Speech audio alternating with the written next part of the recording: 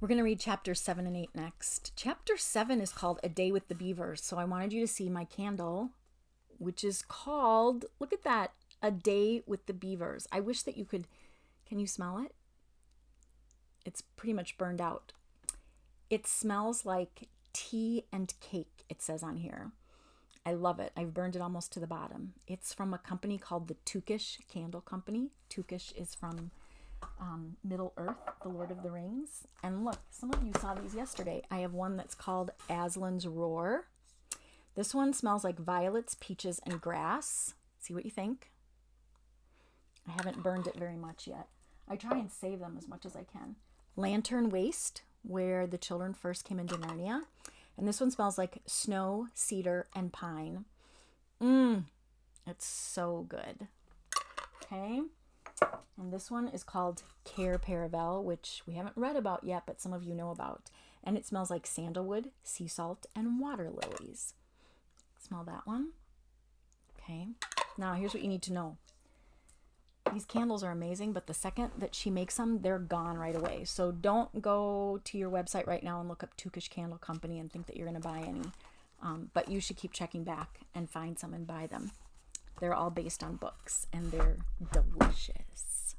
Okay, chapter 7, A Day with the Beavers. The story, not the candle. While the two boys were whispering behind, both the girls suddenly cried, "Oh!" and stopped. "The robin!" cried Lucy. "The robin! It's flown away!" And so it had, right out of sight. "And now what are we to do?" said Edmund, giving Peter a look which was as much as to say, "What did I tell you?" "Shh, look," said Susan. "What?" said Peter. "There's something moving among the trees, over there to the left." They all stared as hard as they could, and no one felt very comfortable. "There it goes again," said Susan presently. "I saw it that time too," said Peter. "It's still there. It's just gone behind that big tree." "What is it?" asked Lucy, trying very hard not to sound nervous. "Whatever it is," said Peter, "it's dodging us.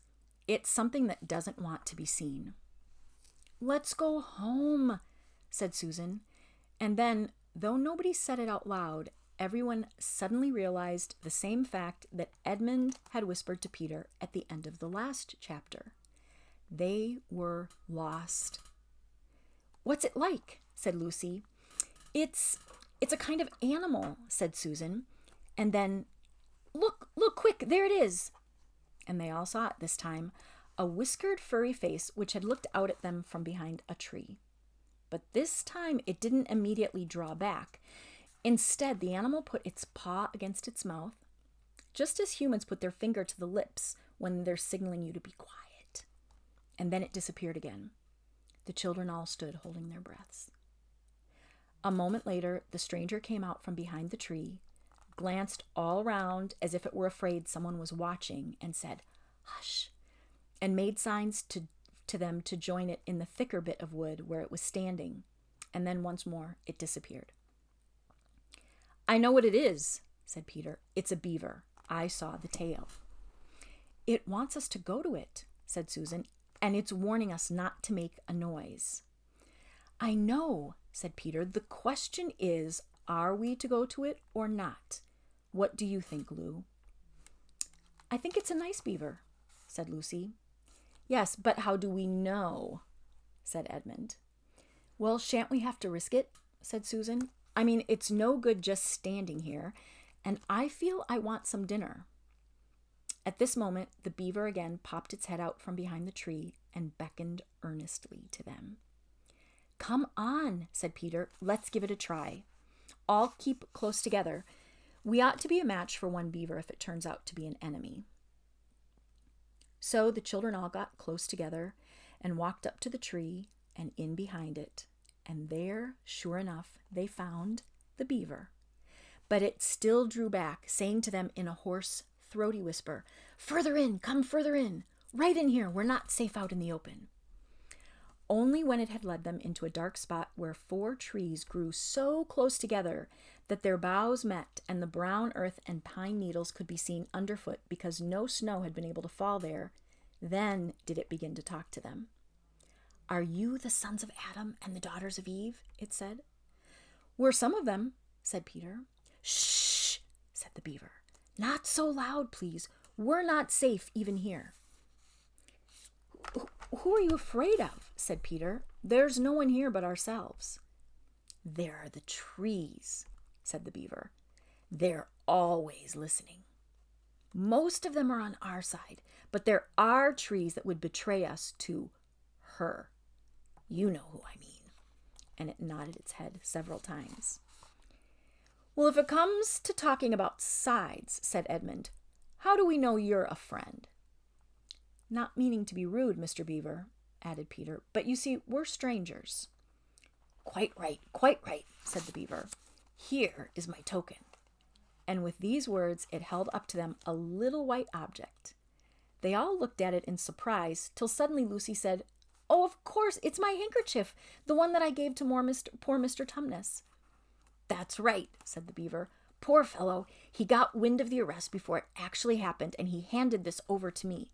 He said that if anything happened to him, I must meet you here and take you on to—" And here the beaver's voice sank into silence, and it gave one or two very mysterious nods.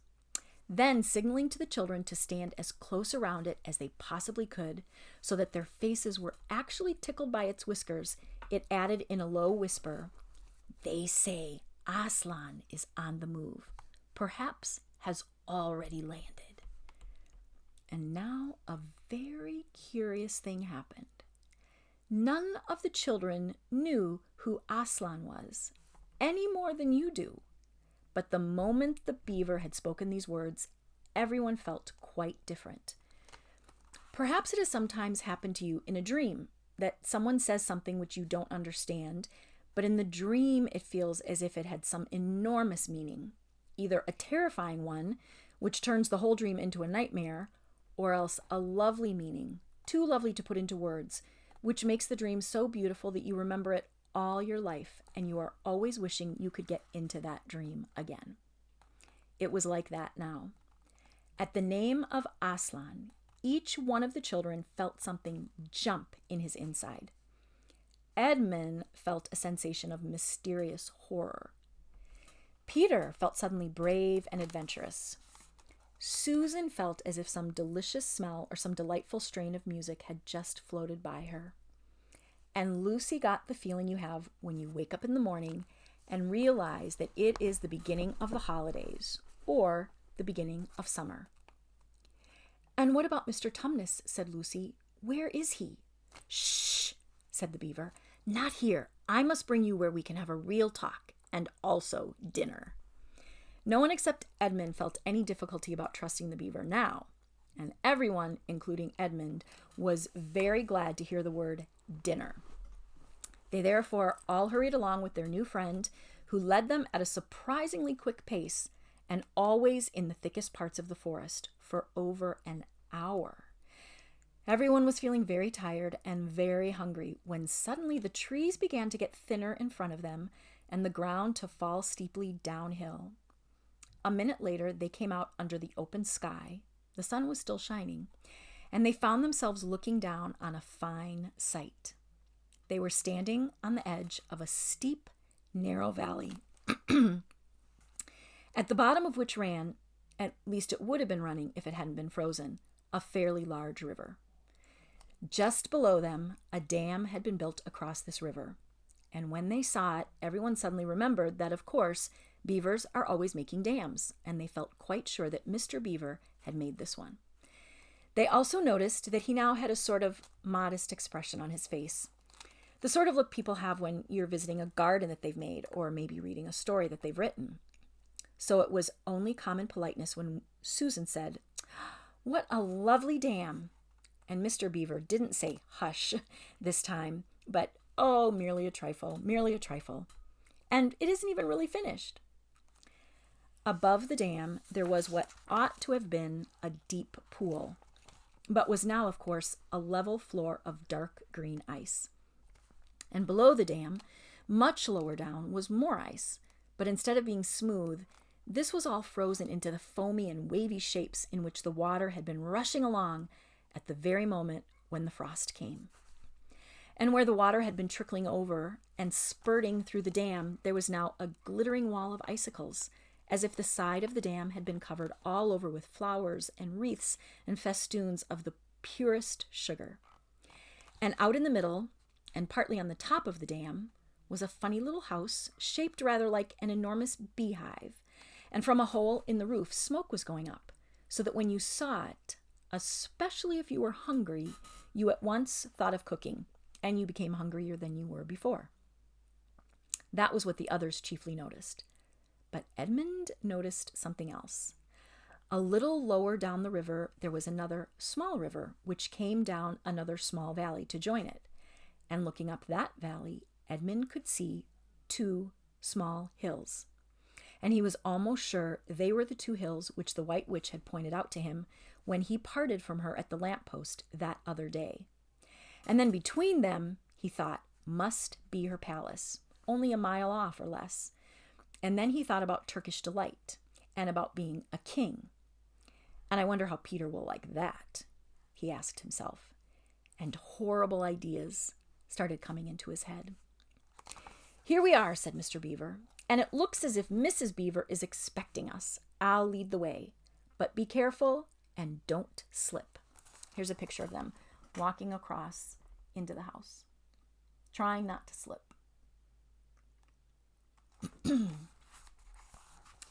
The top of the dam was wide enough to walk on, though it wasn't, for humans, a very nice place to walk because it was covered with ice. And though the frozen pool was level with it on one side, there was a nasty drop to the lower river on the other side. Along this route, Mr. Beaver led them in single file right out to the middle where they could look a long way up the river and then a long way down it. And when they had reached the middle, they were at the door of the house. Here we are, Mrs. Beaver, said Mr. Beaver. I've found them. Here are the sons and daughters of Adam and Eve. And they all went in. The first thing Lucy noticed as she went in was a burring sound. And the first thing she saw was a kind-looking old she-beaver sitting in the corner with a thread in her mouth, working busily at her sewing machine. And it was from that the sound came. She stopped her work and got up as soon as the children came in. There she is. If you're watching this in April of 2020, I wonder if she is sewing face masks for the doctors and nurses. So you've come at last, she said, holding out both her wrinkled old paws. At last! To think that ever I should live to see this day. The potatoes are on boiling and the kettle's singing, and I dare say, Mr. Beaver, you'll get us some fish.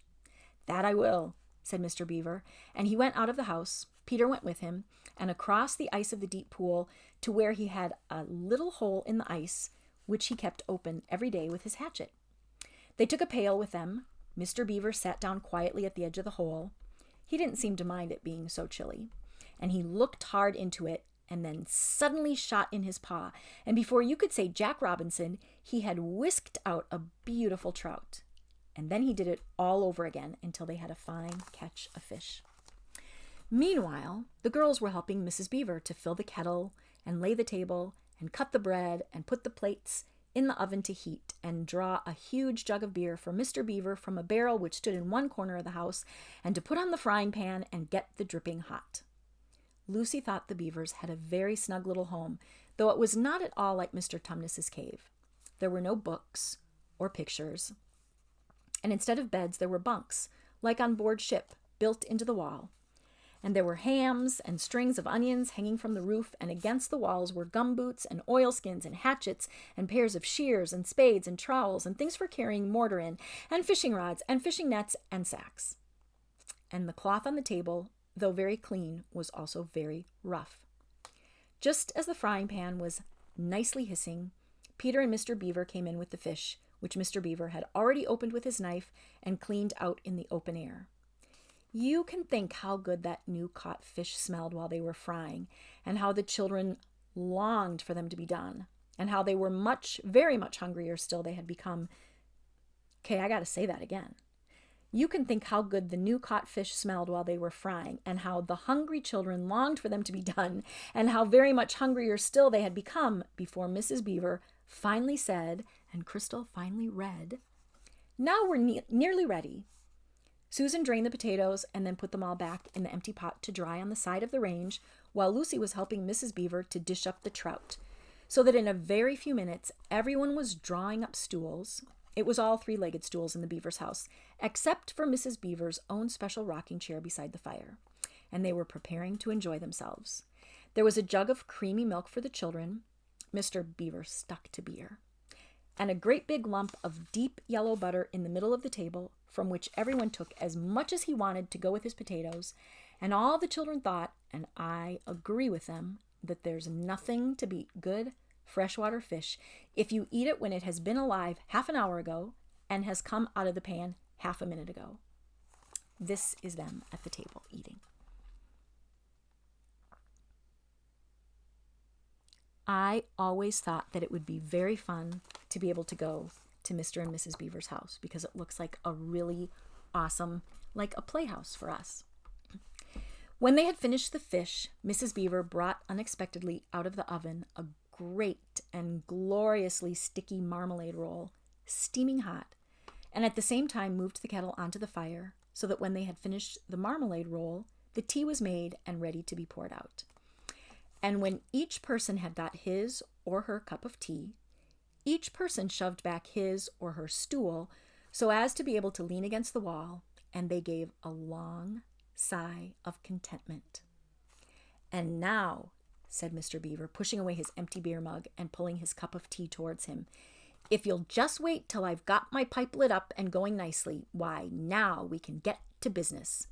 It's snowing again," he added, cocking his eye at the window. "That's all the better, because it means we shan't have any visitors. And if anyone should have been trying to follow you, why, he won't find any tracks." And now, Chapter 8. What happened after dinner? "And now," said Lucy, "do please tell us what's happened to Mr. Tumnus."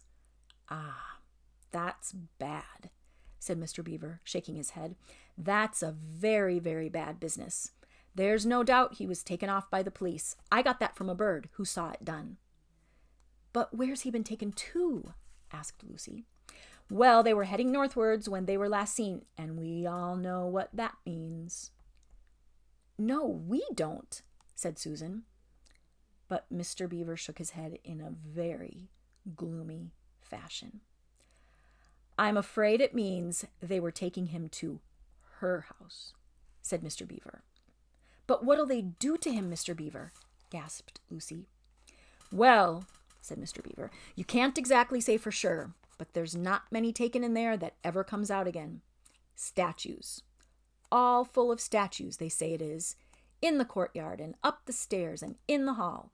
People she's turned," and then he paused and he shuddered, "turned into stone." "But Mr. Beaver," said Lucy, "can't we, we must do something to save him. It's too dreadful, and it's all on my account." "I don't doubt you'd save him if you could, dearie," said Mrs. Beaver, "but you've no chance of getting into that house against her will and ever coming out alive." "Well, couldn't we have some stratagem?" said Peter. Couldn't we dress up as something or pretend to be, peddlers or anything, or watch till she was gone out, or, hang it all, there must be some way. This fawn saved my sister at his own risk, Mr. Beaver. We can't just leave him to have that done to him." "It's no good, son of Adam," said Mr. Beaver. "No good your trying, of all people. But now that A.S.L.A.N is on the move." "Oh, yes, tell us about A.S.L.A.N, said several voices all at once. For once again, that strange feeling, like the first sign of spring, like good news, had come over them. "Who is A.S.L.A.N? asked Susan. "A.S.L.A.N, said Mr. Beaver. "Why, don't you know? He's the king. He's the lord of the whole wood, but not often here, you understand. Never in my time, or my father's time. But the word has reached us that he has come back. He is in Narnia at this moment. He'll settle the White Queen all right. It is he, not you, that will save Mr. Tumnus." She won't turn him into stone too, said Edmund. Lord love you, son of Adam, what a simple thing to say, answered Mr. Beaver with a great laugh. Turn him into stone? If she can stand on her 2 feet and look him in the face, it'll be the most that she can do, and more than I expect of her. No. He'll put all to rights, just as it says in an old rhyme in these parts. Wrong will be right when A.S.L.A.N comes in sight. At the sound of his roar, sorrows will be no more. When he bares his teeth, winter meets its death, and when he shakes his mane, we shall have spring again. You'll understand when you see him. But shall we see him? Asked Susan. Why, daughter of Eve, that's what I brought you here for. I'm to lead you where you shall meet him, said Mr. Beaver. Is he a man? Asked Lucy. A.S.L.A.N a man? Said Mr. Beaver sternly. Certainly not. I tell you, he is the king of the wood, and the son of the great emperor beyond the sea. Don't you know who is the king of beasts? A.S.L.A.N is a lion. The lion. The great lion. Oh, said Susan, I thought he was a man. Is he quite safe? I shall feel rather nervous about meeting a lion. That you will, dearie, and make no mistake, said Mrs. Beaver. If there's anyone who can appear before A.S.L.A.N, without their knees knocking, they're either braver than most or else just silly. Then he isn't safe? Said Lucy. Safe, said Mr. Beaver. Don't you hear what Mrs. Beaver tells you? Who said anything about safe? Of course he isn't safe. But he's good. He's the king, I tell you. I'm longing to see him, said Peter, even if I do feel frightened when it comes to the point. That's right, son of Adam, said Mr. Beaver, bringing his paw down on the table with a crash that made all the cups and saucers rattle. And so you shall. Word has been sent that you are to meet him, tomorrow if you can, at the stone table. What's that? Said Lucy. I'll show you, said Mr. Beaver. It's down the river, a good step from here. I'll take you to it. But meanwhile, what about poor Mr. Tumnus? Said Lucy. The quickest way you can help him is by going to meet A.S.L.A.N, said Mr. Beaver. Once he's with us, then we can begin doing things. Not that we don't need you too, for that's another one of the old rhymes. When Adam's flesh and Adam's bone sits at Cair Paravel enthroned, the evil time will be over and done. So things must be drawing near their end now he's come and you've come. We've heard of A.S.L.A.N coming into these parts before. Long ago, nobody can say when, but there's never been any of your race here before. That's what I don't understand, Mr. Beaver, said Peter. I mean, isn't the witch herself human? She'd like us to believe it, said Mr. Beaver.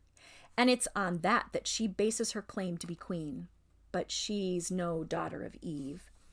She comes of your father Adam's, and here Mr. Beaver bowed, your father Adam's first wife. Her they called Lilith, and she was one of the jinn. That's what she comes from on one side. And on the other, she comes of the giants. No.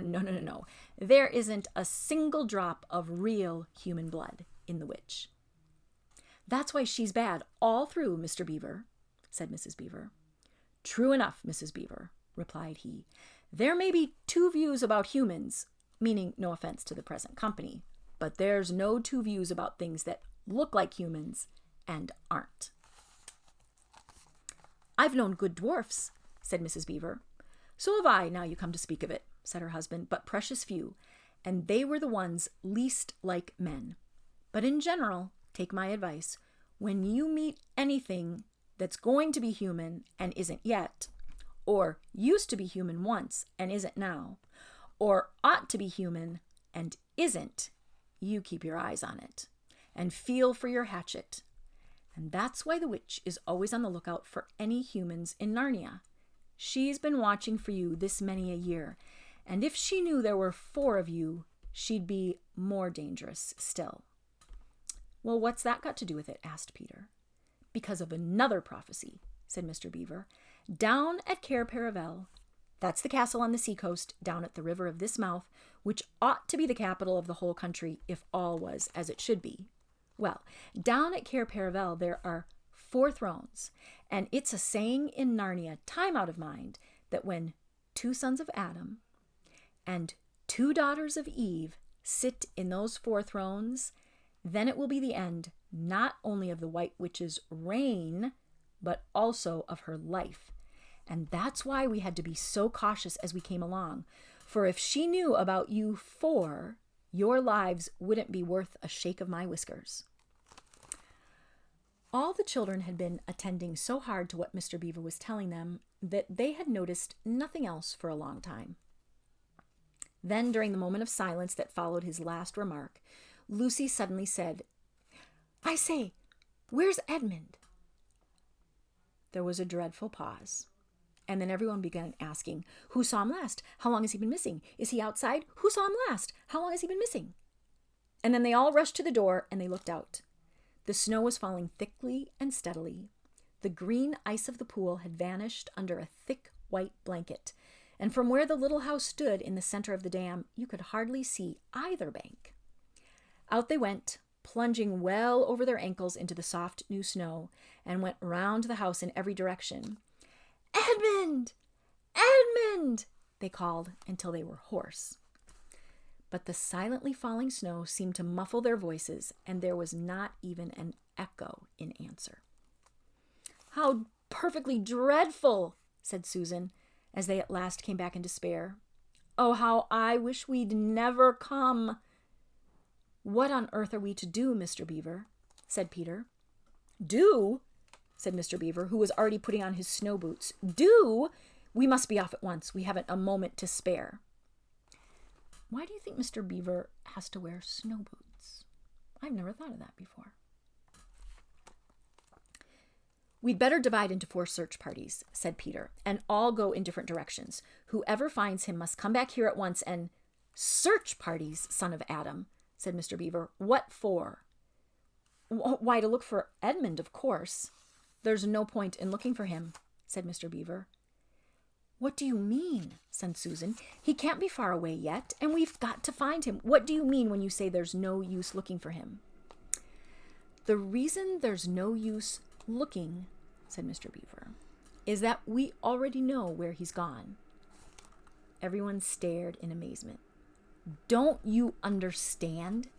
said Mr. Beaver. "He's gone to her, to the White Witch. He has betrayed us all." "Oh, surely, oh, really," said Susan. "He can't have done that." "Can't," said Mr. Beaver, looking very hard at the 3 children. And everything they wanted to say died on their lips, for each felt suddenly quite certain inside that this was exactly what Edmund had done. "But will he know the way?" said Peter. "Has he been in this country before?"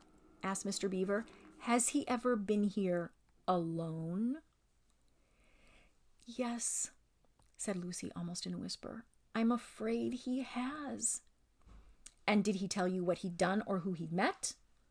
"Well, no, he didn't," said Peter. "Then mark my words," said Mr. Beaver. "He has already met the White Witch and joined her side, and been told where she lives. I didn't like to mention it before, he being your brother and all, but the moment I set eyes on that brother of yours, I said to myself, 'Treacherous!' He had the look of one who has been with the witch and eaten her food.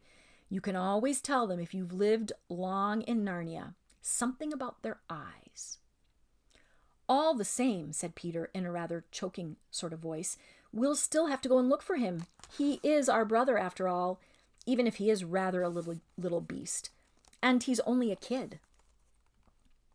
"Go to the witch's house," said Mrs. Beaver. "Don't you see that the only chance of saving either him or yourselves is to keep far away from her?" "How do you mean?" said Lucy. "Why, all she wants is to get all 4 of you. Remember, she's thinking all the time about those 4 thrones at Cair Paravel. Once you were all 4 inside her house, her job would be done, and there'd be 4 new statues in her collection before you'd even had time to speak. but she'll keep him alive as long as he's the only one she's got, because she'll want to use him as a decoy, as bait to catch the rest of you with." "Oh, can no one help us?" wailed Lucy. "Only A.S.L.A.N, said Mr. Beaver. "We must go on and meet him. That's our only chance now." "It seems to me, my dears," said Mrs. Beaver, "that it is very important to know just when he slipped away. How much he can tell her depends on how much he heard. For instance, had we started talking of A.S.L.A.N before he left?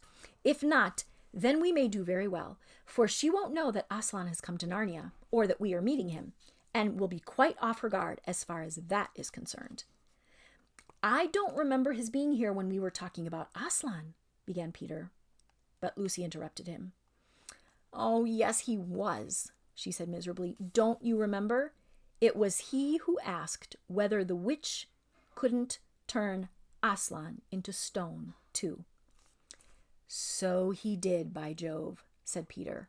"Just the sort of thing he would say, too." "Worse and worse," said Mr. Beaver. "And the next thing is this. Was he still here when I told you that the place for meeting A.S.L.A.N was the stone table?" And of course, no one knew the answer to this question. "Because if he was," continued Mr. Beaver, "then she'll simply sledge down in that direction and get between us and the stone table and catch us on our way down. In fact, we shall be cut off from A.S.L.A.N. "But that isn't what she'll do first," said Mrs. Beaver. "Not if I know her. The moment that Edmund tells her that we're all here, she'll set out to catch us this very night. And if he's been gone about half an hour, she'll be here in about another 20 minutes. "You're right, Mrs. Beaver," said her husband. "We must all get away from here. There's not a moment to lose."